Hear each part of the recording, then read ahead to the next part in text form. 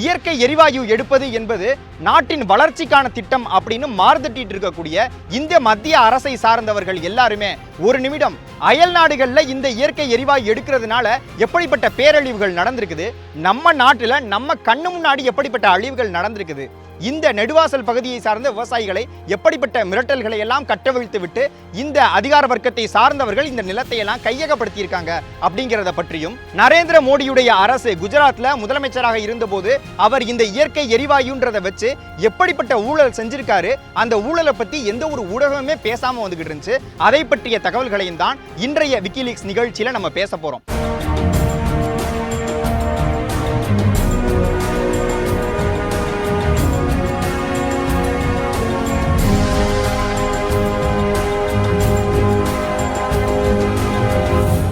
நீங்க இப்ப பார்த்துக்கிட்டு இருக்கக்கூடிய இந்த குழாயானது நல்லாண்டார் கொள்ளை அப்படின்ற பகுதியில 2007ஆம் ஆண்டு, அதாவது நெடுவாசலுக்கு அருகில் இருக்கக்கூடிய இந்த ஊர்ல போடப்பட்ட குழாய். இந்த குழாயை போடும்போது அவங்க என்ன சொல்லி போட்டாங்கன்னா, எண்ணெய் எடுப்பதற்காக இந்த குழாயை நாங்க போடுறோம் அப்படின்னு சொல்லி போட்டாங்க. ஒரு சில சோதனைகள் 2007ஆம் ஆண்டு அவங்க நடத்தியிருக்காங்க. அந்த சோதனைகளுடைய விளைவாக நிலத்தடியிலிருந்து வந்த கழிவுகளை அருகில் இருக்கக்கூடிய நீங்க பார்க்கக்கூடிய இந்த தொட்டில தான் கொட்டி வச்சிருக்காங்க. இந்த கழிவுகள் 2007ஆம் ஆண்டு எடுக்கப்பட்ட கழிவுகள் 10 ஆண்டுகள் கடந்த பிறகும் இந்த நாள் வரைக்கும் மக்கி போகாம அந்த கழிவு அங்கே தான் இருந்துகிட்டு இருக்குது. இந்த நிலத்தை ONGC கிட்ட கொடுத்த அந்த நிலத்துக்கு சொந்தக்காரங்க என்ன சொல்லி இந்த நிலத்தை ONGC காரங்க வாங்கினாங்க, என்ன மாதிரியான மிரட்டல்கள்லாம் உங்களுக்கு வந்துச்சு அப்படிங்கிறத பத்தி அவங்க கிட்டே கேட்போம். கேட்ட உடனே ரொம்ப தாராளம் பண்ணலாம். இங்கே ஊர்லேயே 2-10 பேர்கிட்ட சொன்னா அது கேட்க முடியாதுயா, நீ மாடல விட்டுறியா, இது கேஸ் இருக்குது, அது எடுக்கணும், நீங்கள் அதுக்கு ஒத்துக்கணும், நீங்கள் குத்தகை தர்றோம், நீங்கள் வீவ கூட போய் கட்டோம்னா நீங்கள் விடாட்டி அவங்க சைடு போர் போட்டு எடுத்து போடுவாங்க. இல்லை அது கொடுத்தா அவனு நீங்கள் கொடுக்காட்டியே உங்களுக்கு அந்த நஷ்டம் கொடுக்க மாட்டாங்க அப்படின்னு விஓ எல்லாமே சொன்னாங்க. திருவாரூர் மாவட்டத்தை சார்ந்த உள்ளிக்கோட்டை 2 அப்படின்ற பகுதியை சார்ந்த ஒரு மாணவன், அந்த மாணவனுடைய பெயர் சேதுபதி. இந்த சேதுபதின்ற மாணவன் பள்ளி முடிச்சுட்டு அந்த பக்கம் வந்திருக்கிறான். இந்த கழிவுகள் கொட்டியிருக்க இடத்தை எட்டி பார்த்திருக்கிறான். அவன் தவறி உள்ள விழுந்துட்டான். விழுந்ததுனால அவன் முகம் முழுக்க ஆசிட் அடிச்ச மாதிரி ஒட்டுமொத்தமா பொசுங்கி போயிருக்கு. அவனுடைய உடல் முழுக்கையுமே அதனால பொசுங்கி போயிருக்கு.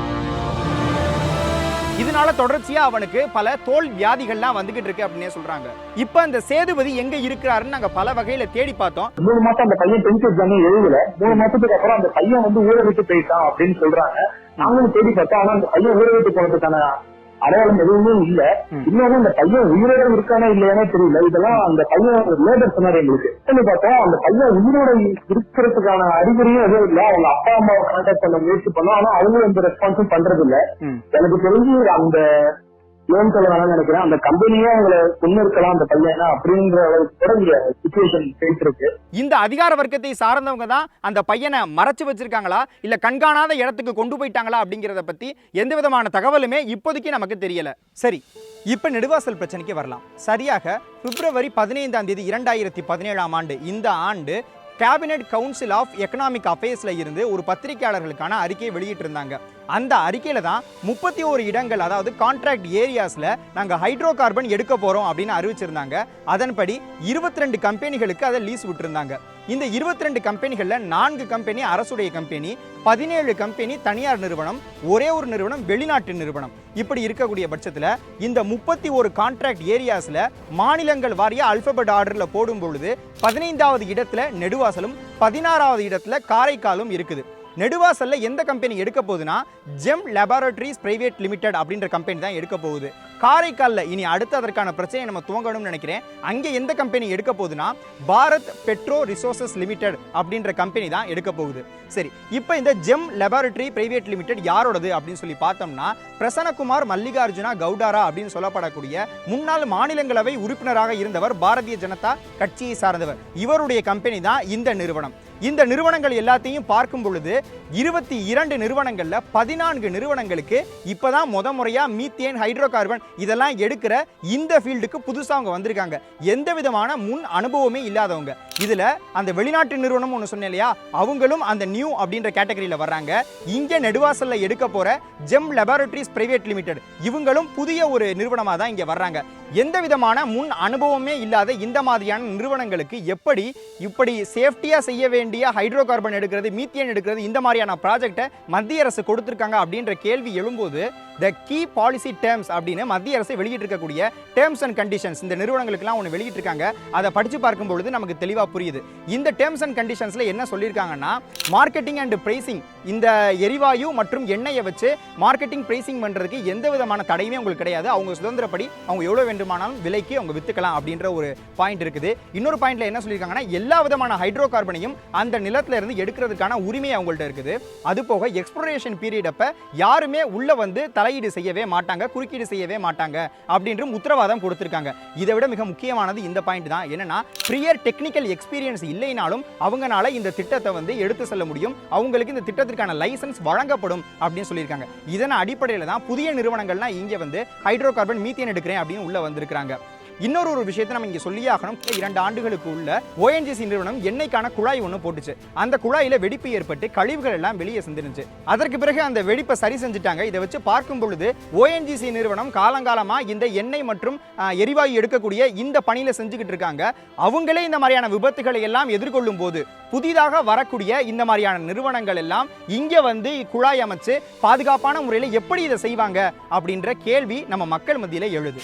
நெடுவாசல் அப்படின்ற பகுதியை 1991ஆம் ஆண்டுல இருந்தே ONGC நிறுவனத்தை சார்ந்தவர்கள் ஒரு ஆராய்ச்சி கூடமாக பயன்படுத்தி வந்துகிட்டு இருந்தாங்க. அதாவது எண்ணெய் எடுக்க போறோம், எரிவாயு எடுக்க போறோம் அப்படின்னு பல நேரங்களில் பல சோதனைகள் செஞ்சுக்கிட்டு இருக்காங்க. இப்போ நீங்க பார்த்துக்கிட்டு இருக்கக்கூடிய இந்த குழாயானது 1991ஆம் ஆண்டு போடப்பட்ட குழாய். இந்த குழாயில இருந்து கடந்த 2 ஆண்டுகளாகவே எண்ணெய் கசிவுகள் வெளியே வந்திருக்குது. மழை காலங்களில் இந்த கசிவுகள் கொஞ்சம் கொஞ்சமா விளைநிலங்களுக்கு போய் அங்க இருக்கக்கூடிய பயிர்களை எல்லாம் நாசம் பண்ணிருக்கு. கடந்த 10 நாட்களாகவே இந்த கழிவுகள்ல இருந்து இயற்கை எரிவாயு கொப்பளிக்க ஆரம்பிச்சிருக்குது. இப்ப இந்த கழிவை எடுத்து எரிச்சு பார்க்கும் பொழுது அந்த கழிவானது கொழுந்து விட்டு எரியக்கூடிய நிலைமையை நம்மளால பார்க்க முடியுது. இப்போ நம்ம என்ன பேசிட்டு வரோம்னா, கடந்த 15 நாளாக தான் இந்த ஹைட்ரோ கார்பன் பேரை மாற்றி அவன் திணிக்கிறான் அப்படின்னு நம்ம சொல்லிட்டு வந்துருக்கோம். ஆனால் அது கிடையாது. மார்ச் 30ஆம் தேதி 2016ஆம் ஆண்டு ministry of petroleum and natural gas இந்த அமைச்சகத்தில் இருந்து ஒரு ரெசல்யூஷன் வெளியிட்டாங்க. இந்த ரெசல்யூஷனுடைய 2வது பாயிண்ட்லயே இந்த ஹைட்ரோ கார்பன் பற்றி அவங்க பேசியிருக்காங்க. இந்த ரெசல்யூஷனுடைய 9வது பாயிண்ட்ல அவங்க என்ன சொல்லியிருக்காங்கன்னா, ஆன்லேண்ட் மற்றும் ஷாலோ வாட்டர் இந்த 2 இடங்கள்லையும் மீத்தேன் எடுக்கிறாங்க இல்லை பெட்ரோலியம் எடுக்கிறாங்கன்னா 8 ஆண்டுகளுக்கு தான் அவங்களுக்கு லைசன்ஸ் இருக்குதுன்னு சொல்லியிருக்காங்க. இப்போ ஒரு நிமிஷம், 91ல 2007ல போட்ட அந்த குழாய்கள் அப்படியே இருந்துகிட்டு இருக்குது. அது ரெண்டையும் இந்த நாள் வரைக்கும் அவங்க நீக்கல அப்படிங்கிறத நம்ம நினைவுபடுத்த நான் விரும்புறேன். இதற்கான பதில 16வது பாயிண்ட்ல அவங்க சொல்லியிருக்காங்க. அதாவது என்னன்னா, ஒரு எக்ஸ்ப்ளோரேஷன், அதாவது ஒரு இடத்துல இருந்து பெட்ரோலியத்தையோ கேஸையோ எடுத்து முடிச்சிட்டாங்கன்னா அந்த நிலத்தை மறுபடி விவசாயத்திற்கு ஏற்ற மாதிரி மாத்தி கொடுத்துட்டு போயிடணும் அப்படின்னு 16வது பாயிண்ட்ல சொல்லியிருக்காங்க. அந்த இதை இவங்க இங்க செய்யவே இல்லை. இந்த திட்டத்துடைய பேராபத்தை உணர்ந்த தமிழக அரசு 691 சதுர கிலோமீட்டர் அளவில் மன்னார்குடி, தஞ்சாவூர், திருவாரூர் பகுதிகளில் மீத்தேன் திட்டம் கொண்டு வர போகிறோம் அப்படின்னு சொன்னதை எதிர்த்து ஜிஓ ஒன்று பாஸ் பண்ணுச்சு.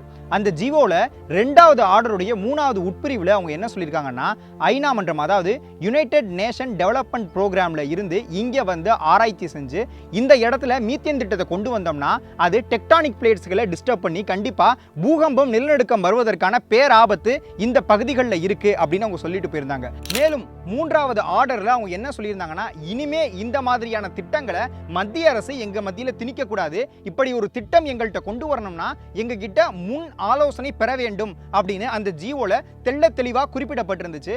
இது போக 16வது லோக்சபா கூட்டத்தொடரின் போது ப்ரொடக்ஷன் ஆஃப் சிபிஎம் உடைய 14வது ரிப்போர்ட், இந்த ரிப்போர்ட்ல அவங்க என்னெல்லாம் குறிப்பிட்டிருக்காங்கன்னா, 3வது பாயிண்ட்ல United nation framework convention on climatic change அப்படின்ற இந்த அமைப்பானது இங்க வந்து சர்வே பண்ணிட்டு பொதுவாகவே மீத்தேன் கேஸ் அப்படிங்கிறது மிகவும் கொடூரமான ஒரு கேஸ்.